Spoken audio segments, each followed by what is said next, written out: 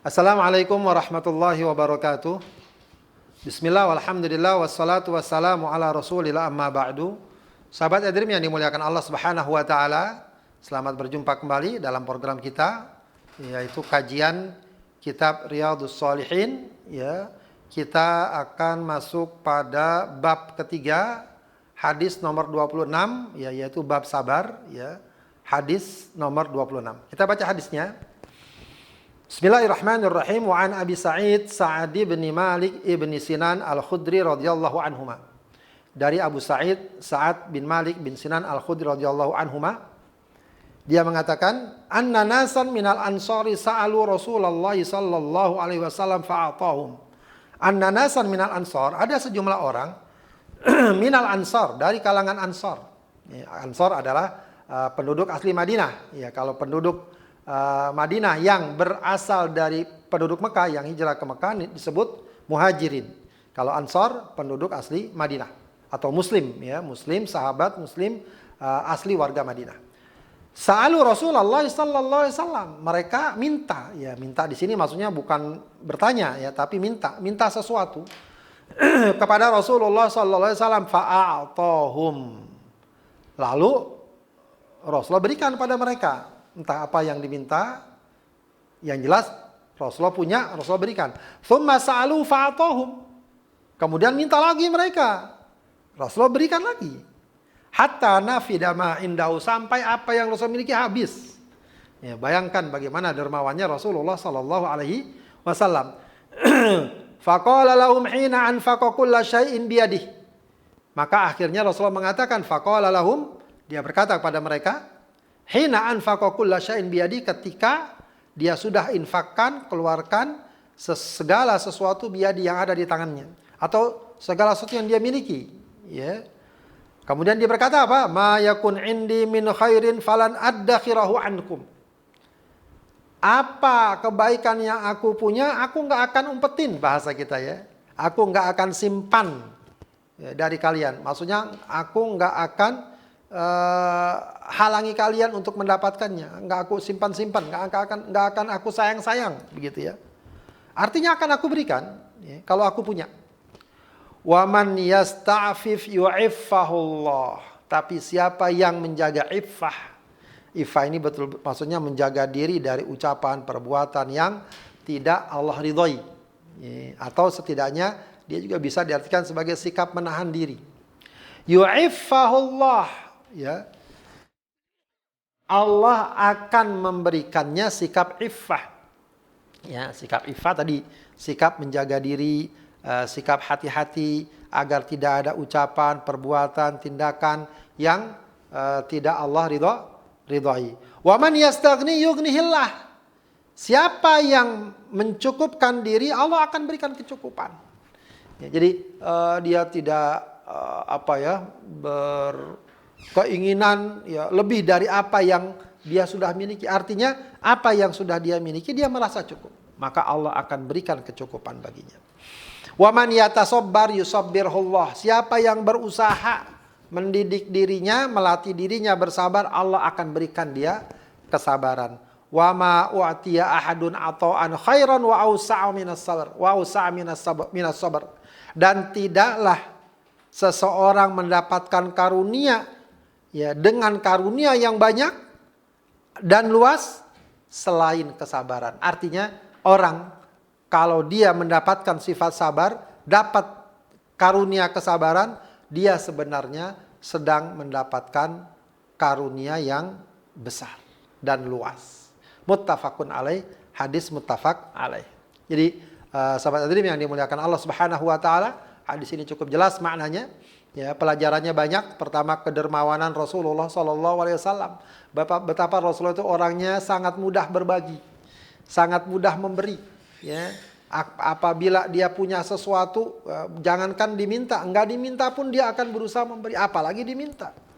Makanya sering ditanyakan, Rasulullah itu sebenarnya kaya apa miskin? Kalau dilihat sebenarnya hartanya banyak. Rasulullah pernah berkurban dengan 100 ekor unta, berarti banyak hartanya. Tapi masalahnya Rasul itu senang berbagi. Sehingga harta ada datang, dia keluarkan, dia sedekahkan, dia berikan orang. Tentu ini merupakan gambaran kedermawanan Rasulullah SAW dan pastinya layak menjadi teladan kita. Tentu kita nggak akan sama dengan Rasulullah tingkatannya, tapi setidaknya teladannya, semangatnya, ya kita jadi senang berbagi, kita senang memberi, kita senang ikut andil dan punya saham di program-program kebaikan. Itu bagian dari kedermawanan yang layak kita teladani dari Rasulullah SAW. Kemudian kalau kita tangkap di sini juga menggambarkan betapa dekat dan akrabnya Rasulullah dengan umatnya, dengan masyarakatnya. Ya, mereka tidak canggung minta sama Rasulullah. Ya, coba bayangkan orang kalau nggak dekat sama pemimpinnya, jangankan minta, dekat aja dia takut. Ya, tapi bagaimana mereka minta suatu sama Rasulullah, betapa mereka sangat dekat dengan Rasulullah SAW. Begitu ya. Kemudian sebagaimana diingatkan dalam hadis ini juga pesan Rasulullah, ya, agar kita ridho, kita qanaah atas apa yang dimiliki, apa yang kita miliki, apa yang kita sudah dapatkan. Ya, ini bukan berarti kemudian kita nggak mau kerja lalu kita ridho hasilnya, tidak.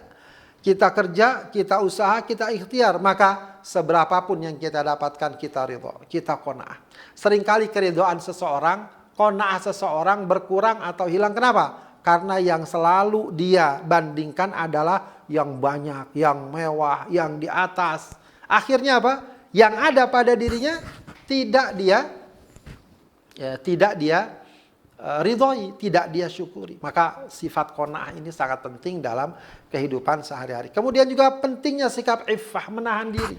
Ya, kita usahakan walaupun kita pengen, kita ada sesuatu yang sekiranya dapat mengundang murka Allah, mengundang ketidakridhaan Allah, ucapan kita kah, perbuatan kita kah, mungkin terkait dengan harta, terkait dengan makanan, hendaknya kita iffah. Kalau bukan menjadi hak kita, kalau bukan milik kita, jangan sekali-kali berani kita sentuh. Sentuh di sini maksudnya jangan kita ambil, jangan kita rampas, ya. Baik dengan cara kasar ataupun tidak kasar. Mungkin kadang-kadang nggak kasar, tapi dengan cara yang smooth misalnya, dengan cara yang halus, dia ambil harta yang tidak halal. Nah, itu nggak punya sikap iffah. Kalau orang punya sikap iffah, jangankan harta yang jutaan, yang ratusan ribu, mungkin 1.000, 2.000 pun kalau dia tahu bukan haknya, dia nggak akan berani ambil. Nah, itu namanya sikap iffah. Ucapan pun, tindakan pun, begitu. Ya, ada misalnya orang lain, wanita lain, bukan istrinya, bukan anaknya. Jaga diri, ya. Kita jaga iffah. Ya. Kemudian hadis ini juga menggambarkan pentingnya kesabaran. Ya. Karena orang yang diberikan kesabaran itu apa? Dia sesungguhnya dapat karunia besar. Ya. Kalau kita perhatikan kesuksesan, keuntungan, keberhasilan seorang, seringkali kita lihat, oh ilmunya tinggi, oh keterampilannya besar, oh kemampuannya tinggi. Ada satu yang sering terlupa, sabar. Walau ilmunya tinggi, walau dia terampil, walau dia memiliki berbagai kemampuan, tapi nggak sabar, ya, maka kegagalannya akan lebih besar dari keberhasilannya. Sama, ya, ketika orang bersabar, maka dia sesungguhnya merupakan penentu dari keberhasilannya dibanding kecerdasannya, kepandaiannya, dan berbagai kelebihan yang lainnya. Maka penting banget, ya, penting sekali kita menghadirkan sikap sabar dalam berbagai hal. Dalam kerja kita, rumah tangga kita, karir kita, bisnis kita, dan seterusnya. Kemudian, kesabaran itu bagaimana? Kita tunggukah atau kita merasa memang sudah punya pembawaan yang sabar? Tidak. Ya, ada orang yang memang mendapatkan karunia kesabaran 10%, 20%, 50%, tapi sebagiannya hendaknya harus dari ikhtiar dan usaha kita. Kita yang mencoba melatih diri kita untuk bersabar. Ya, kadang kalau mau kita turuti syahwat, pengennya kita begini, pengennya kita begini, tapi kita harus latih. Saya harus sabar. Wa man yatasabbar yusabbirhullah. Siapa yang berusaha, ya, dalam dirinya untuk menghadirkan kesabaran, Allah akan bantu dia agar punya sifat sabar. Demikian sahabat hadirin yang dimuliakan Allah, mudah-mudahan bermanfaat, ya. Dari saya cukup sekian. Wassallallahu wasallam ala sayyidina Muhammadin wa ala alihi washabihi wasallam walhamdulillahi rabbil alamin. Assalamualaikum warahmatullahi wabarakatuh.